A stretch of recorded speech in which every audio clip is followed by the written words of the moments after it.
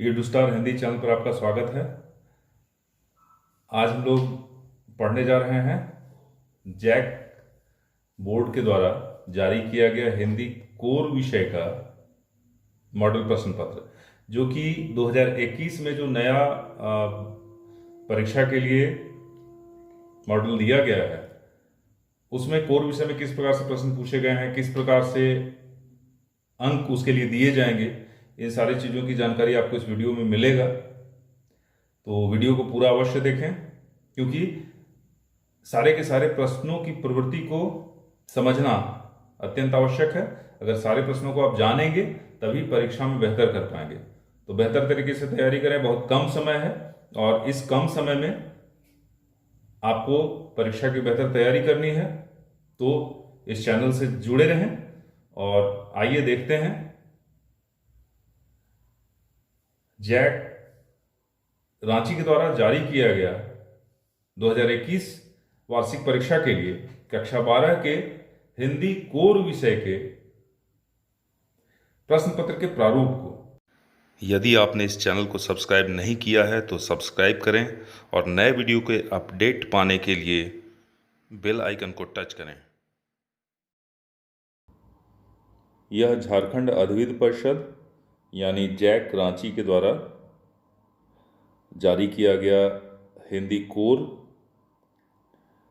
जिसका code HNA है, कि 2021 की बोर्ड परीक्षा के लिए मॉडल सेट का प्रारूप है, जिसे मैं आपके लिए लाया हूं। तो इसके विस्तृत समीक्षा मैं आपके सामने करूंगा, प्रश्नों का उत्तर भी बताता जाऊंगा। तो ध्यानपूर्वक देखेंगे, पूरे वीडियो को देखेंगे, ताकि यह समझ में आए कि किस प्रकार के प्रश्न पूछे जा रहे हैं और अंक किस प्रकार से प्रश्नों में आपको मिलेंगे। देखिए, निर्धारित जो समय है वह 3 घंटे है और 100 अंकों की परीक्षा होगी। इसमें 2 पाठ्य पुस्तक आपको पढ़ने हैं, आपको पता है। एक आरोह भाग 2 और दूसरा वितान भाग 2। ये दोनों पाठ्य पुस्तक पढ़ने हैं, इससे भी प्रश्न पूछा जाएगा। इसके अतिरिक्त कुछ प्रश्न हैं जो पूछे जाते हैं। तो आइए हम लोग विभिन्न प्रश्नों को देख लें, किस प्रकार से उसमें अंक दिए जाते हैं। देखिए, पहला जो प्रश्न है, पहला प्रश्न है अपठित गद्यांश से, अपठित पद्यांश से, यानी कि एक कविता का अंश दिया गया है जो कि आपने नहीं पढ़ा है। ये अपठित बोध के 2 प्रश्न हैं, एक पद्यांश से गद्यांश से। दोनों जो हैं वो 10-10 अंकों के हैं। 5 प्रश्न होंगे जिसमें 2-2 अंक होंगे। तो काव्य में देखिए एक कविता दी गई है जो आपने नहीं पढ़ा है। इस कविता के आधार पर कुछ प्रश्न दिए जाएंगे और उन प्रश्नों का उत्तर आपको देना है। देखिए कैसे प्रश्न पूछे गए हैं। प्रस्तुत काव्यांश में कवि क्या अनुरोध कर रहा है, कवि सीधे कहाँ पहुँचने के लिए कह रहा है, कवि के अनुसार उचित क्या है। तो इस प्रकार से इसके एक शीर्षक भी आपको लिखना है। ये प्रश्न हैं। इन प्रश्नों को उत्तर मैं नहीं बता रहा, क्योंकि इसके लिए अलग से क्लास वीडियो बना दूंगा, जिससे आपको समझ में आए कि अपठित काव्यांश के प्रश्नों का उत्तर आप कैसे लिखेंगे। दूसरा जो प्रश्न है वह भी 10 अंकों का है और वह है अपठित गद्यांश का, यानी गद्य का एक भाग दिया जाएगा जो कि आपके पाठ्य पुस्तक से नहीं है और उससे संबंधित प्रश्न का उत्तर आपको लिखना है। तो ये गद्यांश है और इससे भी 5 प्रश्न दिए गए हैं और यहाँ भी एक शीर्षक का प्रश्न है जिसका उत्तर आपको लिखना है। अपठित गद्यांश के प्रश्नों का उत्तर देने का जो तरीका है उस पर मैंने वीडियो बनाया है, तो आप प्लेलिस्ट में जाकर के वह वीडियो देख सकते हैं, या फिर मैं डिस्क्रिप्शन में उसका लिंक दे रहा हूँ, आप वहाँ से जाकर के उस वीडियो को देख लें कि किस प्रकार से बेहतर तरीके से अपठित गद्यांश के प्रश्नों का उत्तर दे सकते हैं। तो ये जो 2 प्रश्न है ये बहुत महत्वपूर्ण है। इसमें आप पूरे का पूरे 10 अंक और 10 अंक यानी 20 अंक आप प्राप्त कर सकते हैं। तो इन पर ध्यान देंगे और इसे बेहतर तरीके से करने का प्रयास करेंगे। चलिए हम लोग आगे बढ़ते हैं, आगे के प्रश्नों को देखें। देखिए, खंड ख जो है उसमें रचनात्मक और व्यवहारिक लेखन का प्रश्न है। इसमें जनसंचार के माध्यमों से संबंधित प्रश्न होते हैं। इसके अतिरिक्त आलेख, फीचर इत्यादि लेखन से संबंधित प्रश्न होते हैं। निबंध का प्रश्न होगा और पत्र लेखन का प्रश्न होगा।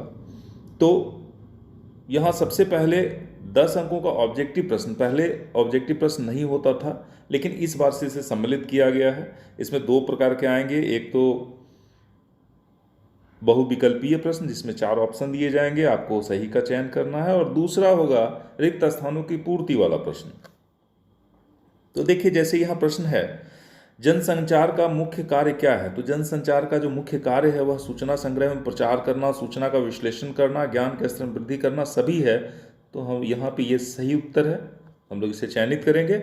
लोकतंत्र का चौथा स्तंभ किसे कहा जाता है? देखिए, मीडिया को लोकतंत्र का चौथा स्तंभ कहा जाता है।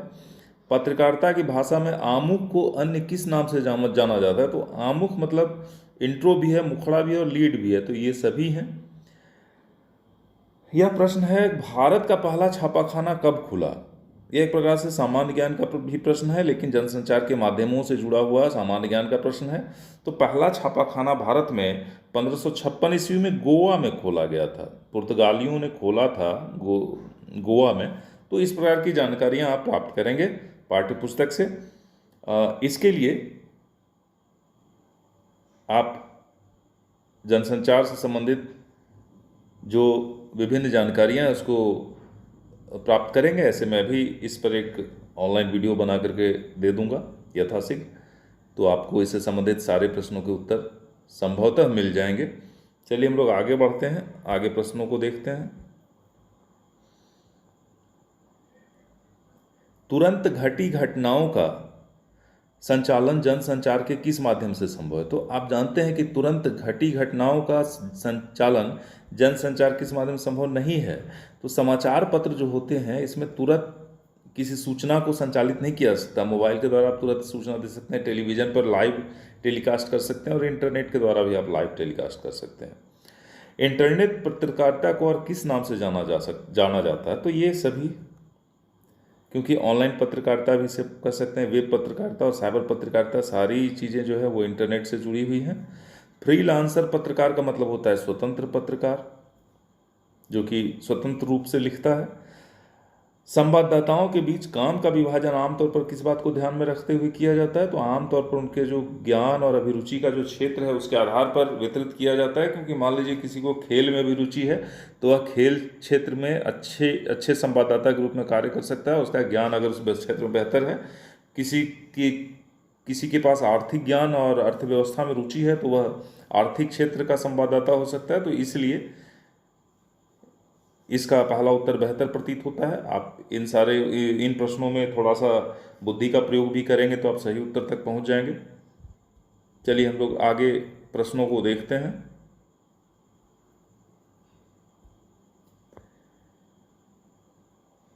किसी बड़ी खबर का कम से कम शब्दों में दर्शकों तक तत्काल पहुंचाना क्या कहलाता है? तो आप देखते होंगे कि कुछ सूचनाएं, नए जो समाचार होते हैं वो तुरंत ब्रेकिंग न्यूज़ के रूप में संक्षेप में लोगों तक पहुंचाया जाता है, तो वो ब्रेकिंग न्यूज़ है। आज़ादी से पूर्व का प्रमुख समाचार पत्र कौन था?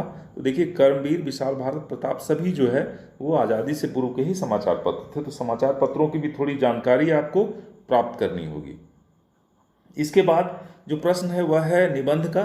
देखिए, निबंध में 5 अंक कर दिए गए हैं। पहले 10 अंकों का प्रश्न पूछा जाता था, तो आपको निबंध 300 शब्दों में लगभग लिखना पड़ता था, लेकिन अब आप उससे थोड़ा कम कर सकते हैं और इसे आप लिखें 200 से 250 शब्दों में। इससे छोटा अगर आप निबंध लिखेंगे तो निबंध में सारी बातों का समावेश करना मुश्किल होगा। इसीलिए मुझे लगता है कि 200 से 250 शब्दों में आप लिखें। चूँकि समय ऑब्जेक्टिव प्रश्न होने के कारण आपके पास रहेगा, 3 घंटा समय है, और जो ऑब्जेक्टिव प्रश्न है उसके उत्तर अगर आपको पता है तो समय आपके लिए कम नहीं पड़ेगा, तो आप आराम से इसे लिख सकते हैं। देखिए, 3 निबंध दिए गए जिसमें से 1 लिखना है। आप बेहतर तरीके से चयनित करेंगे और निबंध कैसे लिखें विषय पर मेरा वीडियो आप देख सकते हैं। तो आपको जो बेहतर निबंध लगे कि आप जिसे बेहतर तरीके से लिख सकते हैं उसे चयनित करें, उसका एक स्ट्रक्चर बनाएं कि हमें इस प्रकार से निबंध लिखना है और तदुपरांत उस निबंध को आराम से लिखें। हम अगले प्रश्न की ओर बढ़ें। अगला प्रश्न है पत्र लेखन का। देखिए यहाँ एक ही पत्र दिया गया है, परीक्षा में भी हो सकता है, जब मॉडल सेट है तो एक ही प्रश्न दिया गया, ऐसे अथवा में प्रश्न दो भी दिया जा सकता है, लेकिन मान के चलें कि अगर एक भी दिया जाएगा तो आप उसे लिख लेंगे। तो आवेदन पत्र कैसे लिखें इस विषय पर भी वीडियो बनाया जा चुका है, आप उसे देख लें, मेरे वीडियो के लिंक डिस्क्रिप्शन में दिए गए हैं, साथ ही आप चैनल पर जाकर के देख सकते हैं। देखिए इसके बाद फीचर लेखन का प्रश्न है या आलेख लेखन का प्रश्न है, दोनों में एक लिखना है, 5 अंकों का है। तो अपने स्कूल की लाइब्रेरी पर फीचर लिखिए या कटते जंगल विषय पर आलेख लिखिए। फीचर और आलेख पर मैं वीडियो यथाशीघ्र लाऊंगा, आप कैसे लिखेंगे। और इस प्रकार से हम देखते हैं कि इस भाग में खंड क और ख को मिला करके 45 अंकों का प्रश्न पूछा गया है। तो 45 अंक यहाँ से हैं और 55 अंक आपके पाठ्य पुस्तक आरोह और वितान से पूछे जाएंगे। हम लोग बढ़ते हैं पाठ्य पुस्तक से पूछे जाने वाले प्रश्नों की ओर कि किस प्रकार के प्रश्न जो है पाठ्य पुस्तक से पूछे जाएंगे। देखिए पाठ्य पुस्तक से खंड ग में आप देखते हैं सबसे पहले तो काव्य भाग से 4 ऑब्जेक्टिव प्रश्न दिए गए हैं, बहुविकल्पीय प्रश्न जिसको हम कहते हैं मल्टीपल चॉइस क्वेश्चंस। तो दिन जल्दी जल्दी ढलता है कविता के रचनाकार कौन है? तो देखिए दिन जल्दी जल्दी ढलता है कविता के रचनाकार हैं हरिवंश राय बच्चन। आप सारे कवियों और उनकी रचनाओं का नाम एक जगह लिखेंगे और याद कर लेंगे, क्योंकि इस प्रकार का प्रश्न एक रहेगा ही। इसमें अगर आप सही करते हैं तो 4 के 4 अंक आपको मिलेंगे, अंक कटने का सवाल नहीं है। मल्टीपल चॉइस क्वेश्चंस में ये फ़ायदा है, लेकिन अगर आप गलत करेंगे तो पूरा का पूरा अंक कट जाएगा, इसलिए थोड़े मेहनत की आवश्यकता है। सारे कवियों का नाम और उसके सामने रचनाकारों का नाम आप लिखेंगे। सहर्ष स्वीकारा है कविता में कवि ने क्या सहर्ष स्वीकारने की बात की है? तो देखिए जीवन अनुभूति जो है। अगला प्रश्न है शमशेर बहादुर सिंह को किस रचना के लिए साहित्य अकादमी पुरस्कार प्राप्त हुआ? तो चुका भी नहीं हूं मैं, यह शमशेर बहादुर सिंह की रचना है जिसके लिए उन्हें 1977 ईस्वी में साहित्य अकादमी पुरस्कार प्राप्त हुआ था। आप जब अपने पाठ्य पुस्तक में कवि और लेखकों के बारे में पढ़ेंगे तो वहाँ जानकारी मिल जाएगी। अगला प्रश्न है मुस्कुराता चांद ज्यों धरती पर रात भर पंक्ति में किस अलंकार का प्रयोग हुआ है? देखिए ज्यों शब्द से बहुत लोग कंफ्यूज होते हैं कि उत्प्रेक्षा अलंकार होगा जहाँ मिल गया, लेकिन ऐसा नहीं है। थोड़ा सा इसको स्पष्ट रूप से पढ़ने का समझने का प्रयास करें। तो यहाँ पर प्रिया के मुख की तुलना चांद से कवि ने की है, इसलिए यहाँ उपमा अलंकार होना चाहिए। यहाँ अपने प्रिया के मुख की तुलना को वह चांद से करता है। चलिए आगे जो है हम लोग बढ़ते हैं, कहीं कि मानवीकरण भी मिल जाएगा, लेकिन यहाँ ऑप्शन में मानवीकरण आपका है नहीं, तो उपमा अलंकार स्पष्ट रूप से वही सही है। चलिए हम लोग आगे बढ़ते हैं अगले प्रश्न की ओर। देखिए अब है रिक्त स्थानों की पूर्ति का प्रश्न। यहाँ पे एक विशेष रूप से कविताओं की पंक्तियाँ दी गई हैं और उसमें से शब्द दिए गए हैं। तो आप कविताओं को थोड़ा बेहतर तरीके से पढ़ेंगे तो दिमाग में बात रहेगी और उत्तर इसका दे पाएंगे। जैसे यह सोच थका दिन का पंथी भी जल्दी जल्दी चलता है, क्योंकि चलने का काम कौन करेगा? पंथी करेगा, न साथी न साया। तो यहाँ पे पंथी सही है। और यह जो पंक्ति है यह हरिवंश राय बच्चन की कविता दिन जल्दी जल्दी ढलता है से लिया गया है। बहलाती सहलाती आत्मीयता बर्दाश्त नहीं होती। यहाँ देखिए सहर्ष स्वीकारा है कविता जो है उससे ली गई पंक्तियाँ हैं, तो यहाँ आत्मीयता होगा। जादू टूटता है इस उषा का सूर्योदय हो रहा है। ये उषा शमशेर बहादुर सिंह की कविता है जो आपको पढ़नी है और उसी की पंक्तियाँ हैं। रोग शोक में भी हंसता है शैशव का सुकुमार शरीर। यह बादल राग निराला की जो कविता है उससे लिया गया है। यहाँ शैशव जो है ये सब सही होगा। तो अगर आप चारों सही करते हैं तो आपको पूरा का पूरा अंक यहाँ मिल जाएगा। अगला प्रश्न जो है वो भाव सौंदर्य स्पष्ट करने से संबंधित है, यानी कि उसमें क्या भाव है। काव्य सौंदर्य के 2 पक्ष होते हैं, भाव सौंदर्य और शिल्प सौंदर्य। यहाँ पे भाव सौंदर्य का प्रश्न दिया गया है, तो ध्यानपूर्वक उसका उत्तर लिखना है। ये प्रश्न हो गए, दोनों में से एक का उत्तर लिखना है। ये 4 अंक के लिए होगा। इसके बारे में भी मैं अगली किसी कक्षा में बता दूंगा कि किस प्रकार से भाव सौंदर्य को आप लिखेंगे। देखिए स्पष्ट रूप से ये भावार्थ की बात है यानी आपको यहाँ पे भावार्थ लिखना है। भावार्थ को अगर आप समझ रहे हैं तो आप भाव सौंदर्य को आराम से बता सकते हैं। चलिए हम लोग अगले प्रश्न की ओर बढ़ें। अगला जो प्रश्न है यानी कि यहाँ 8 नंबर, ये प्रश्न है काव्यखंड से। पूर्व में भी प्रश्न पूछे जाते थे, इस बार भी काव्यखंड से प्रश्न पूछे गए हैं। तो देखिए यहाँ पे ये प्रश्न अनिवार्य है। इसमें अथवा में 2 प्रश्न दिए गए हैं, एक का उत्तर लिखना है, या तो ये लिखें या ये लिखें। इस तरह से आप प्रश्नों का उत्तर लिख सकते हैं। इसके लिए तो पाठ का अध्ययन करना होगा और उससे संबंधित प्रश्नों का उत्तर देने का प्रयास करना होगा। देखिए आगे जो है फिर पद्य भाग का यहाँ समाप्त हो चुका है। अब गद्य भाग की ओर हम चलते हैं। अभी तक आरोह भाग 2 से ही प्रश्न आ रहे हैं, वितान की बारी अभी नहीं आई है। तो देखिए अगले प्रश्न में 6 ऑब्जेक्टिव प्रश्न हैं जिसका उत्तर आपको देना है। यहाँ भी वही बात है, अगर आप सही से उत्तर देते हैं तो आपको पूरा का पूरा अंक मिलेगा। जैसे बाजार दर्शन किस विधा की रचना है, तो बाजार दर्शन निबंध है जैनेन्द्र कुमार का। ये आपको समझना होगा कि कौन सा अध्याय किस विधा में, कौन कहानी है, कौन निबंध है, कौन आत्मकथा है, कौन संस्मरण है।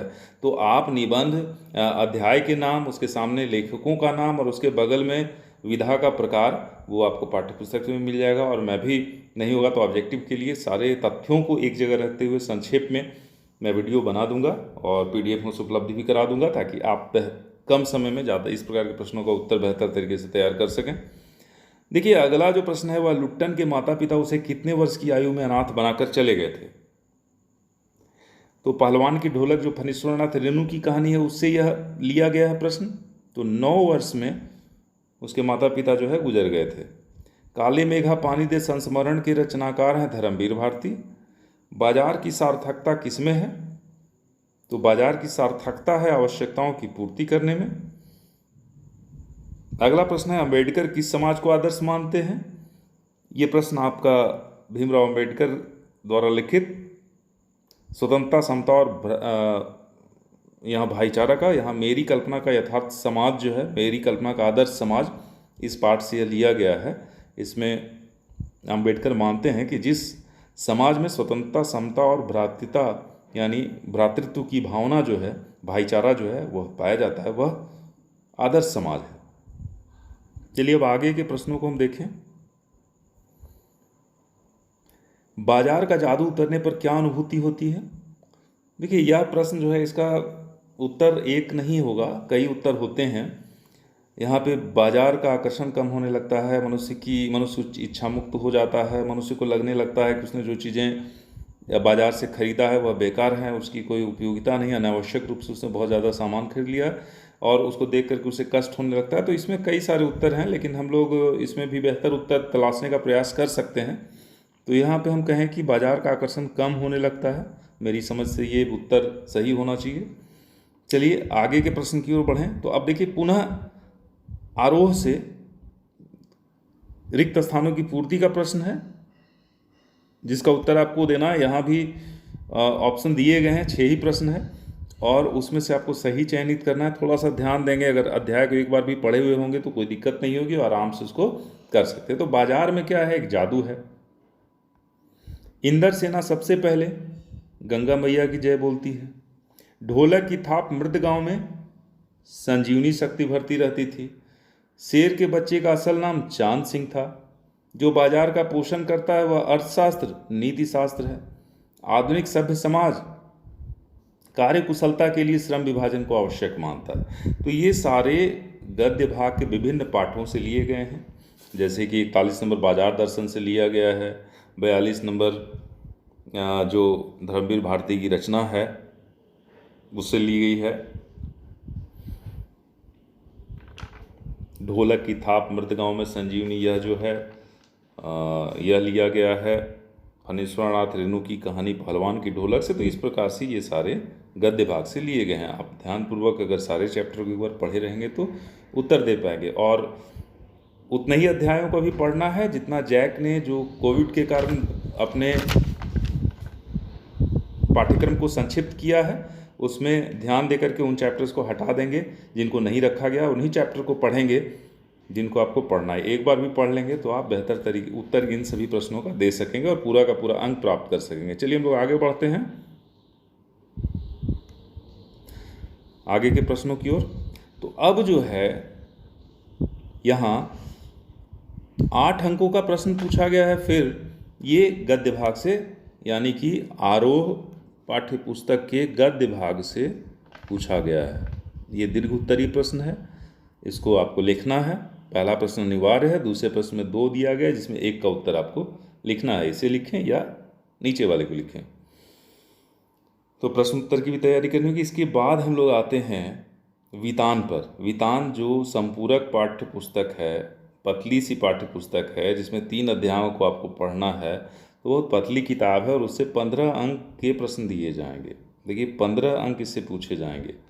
तो 15 अंकों के लिए 40 अंक आपको आरोह से पूछा गया। आरोह से 40 अंक के प्रश्न पूछे जाएंगे और वितान से 15 अंक के प्रश्न पूछे जाएंगे। लेकिन वितान बहुत पतली किताब है तो पहले आप इसकी तैयारी करें। 45 अंक के प्रश्न आपको पाठ्य पुस्तक से बाहर से पूछे जा रहे हैं। तो कुल मिलाकर के 60 अंक यहीं से हो गया। इसके बाद आरोह तो आपने पढ़ा ही होगा और ध्यानपूर्वक पढ़ लेंगे। तो चलिए हम लोग आगे बढ़ते हैं और देखते हैं वितान के प्रश्नों को। यशोधर बाबू अपने परिवार के सदस्यों के साथ तालमेल क्यों नहीं बैठा पाते? यह मनोहर श्याम जोशी की रचना सिल्वर वेडिंग से ली गई है। तो क्योंकि उनकी सोच में नए विचार जो है वो निरर्थक हैं, उनसे उनका तालमेल नहीं बैठ पाता। सिल्वर वेडिंग कहानी के लेखक मैंने भी बताया मनोहर श्याम जोशी हैं। सिल्वर वेडिंग में शादी के कितने वर्ष होने की चर्चा की गई है? तो आप कहानी को पढ़ेंगे, उसमें देखेंगे 25 वर्ष की बात की गई है। जूझ किस विधा की रचना है? देखिए जूझ जो है वो आत्मकथात्मक उपन्यास का अंश है जो कि आनंद यादव के द्वारा लिखी गई है। आनंद यादव की आत्मकथात्मक उपन्यास। तो ये हम लोग आत्मकथा कह सकते हैं, कहानी नहीं कहेंगे। चलिए आगे की ओर हम बढ़ते हैं।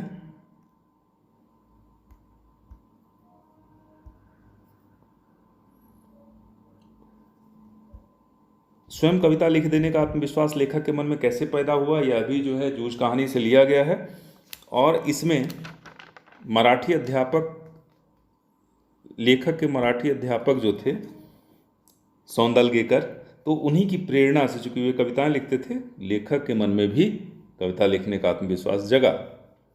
जूझ कथा में गणित के अध्यापक छात्रों की पिटाई क्यों करते थे? देखिए मंत्री नाम के अध्यापक थे जो कि गणित पढ़ाते थे। यहाँ हम अगर कहें तो देखिए वो छात्र कक्षा में शरारत करते थे उसको भी पीटते थे। गृह कार्य पूरा न कर पा, इसके बारे में कोई चर्चा है नहीं। और कक्षा में समय पर नहीं आने का कोई चर्चा। लेकिन ये भी है कि वे गृह कार्य जो बच्चे सब लोग करके लाने लगे थे। तो ये दोनों जो है यहाँ पे उचित प्रतीत होता है। लेकिन स्पष्ट रूप से हम कहें तो या बेहतर उत्तर का चयन करें तो हम 1 नंबर कर सकते हैं। देखिए जब मल्टीपल चॉइस क्वेश्चंस में जब 2 उत्तर उसमें महसूस हो कि सही लग रहा है तो जो बेहतर हो उसको आप चयनित कर सकते हैं। चलिए आगे हम लोग बढ़ते हैं आगे के प्रश्नों की ओर। ये है डायरी के पन्ने से एन फ्रैंक की रुचि किस कार्य में थी? तो एन फ्रैंक की रुचि सारे कामों में थी। वो सारे कार्य करती थी। फिल्म कलाकारों के चित्र संग्रह करती थी, फिल्मों के बारे में पढ़ती भी थी और उसकी समीक्षा भी करती थी। अज्ञातवास के समय एन और वान के परिजनों के सामने सबसे बड़ी समस्या क्या थी? तो सबसे बड़ी समस्या थी कि अपना समय कैसे काटा जाए। हिटलर के शासन में यहूदियों के लिए क्या पहनना आवश्यक था? देखिए गले में एक पीला सितारा पहनना आवश्यक था। इसके बाद हम लोग आगे के प्रश्नों को देखें। एन फ्रैंक की डायरी एक ऐतिहासिक दौर का जीवन दस्तावेज है। ये प्रारंभ में आपको मिल जाएगा, उसको अगर आप पढ़ेंगे पाठ में अपने, तो यह यहूदियों पर ढाए गए अत्याचारों का प्रामाणिक दस्तावेज है। तो इस प्रकार के प्रश्न पूछे जाएंगे। यही प्रश्न नहीं पूछे जाएंगे, ऐसा मत समझें कि यही प्रश्न पूछे जाएंगे। ये एक मॉडल है और इस प्रकार के प्रश्न पूछे जाएंगे। तो आपकी तैयारी इसके अनुरूप होनी चाहिए।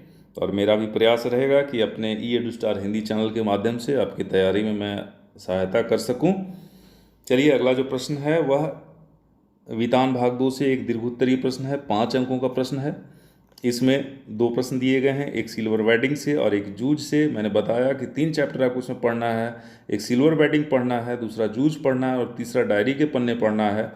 तो 3 ही चैप्टर पढ़ने हैं। तो तीनों चैप्टर को आप पढ़ करके 15 अंकों का जो प्रश्न का उत्तर है आप दे सकते हैं। तो इस प्रकार हमने देखा कि विभिन्न प्रकार के ऑब्जेक्टिव और सब्जेक्टिव प्रश्नों को मिला करके कुल 100 अंकों के प्रश्न पूछे जाएंगे, जिसमें कि जो खंड क और ख है वहाँ से कुल 45 अंक, जो कि पाठ्य पुस्तक से अलग है, प्रश्न निबंध है, अपठित गद्यांश है, अपठित पद्यांश है, इसके अतिरिक्त जनसंचार के माध्यम है और फीचर और आलेख लेखन से है। इसके अलावे आरोह पाठ्य पुस्तक से 40 अंकों का और वितान से 15 अंकों का प्रश्न पूछा जाएगा। तो इस प्रकार से आप पूरे के पूरे 100 अंकों की तैयारी बेहतर तरीके से कर सकते हैं और अच्छे से ज़्यादा अंक प्राप्त कर सकते हैं। तो उम्मीद है यह वीडियो परीक्षा की तैयारी में आपकी मदद करेगा। तो मिलते हैं फिर अगले वीडियो में, अगली कक्षा में। धन्यवाद।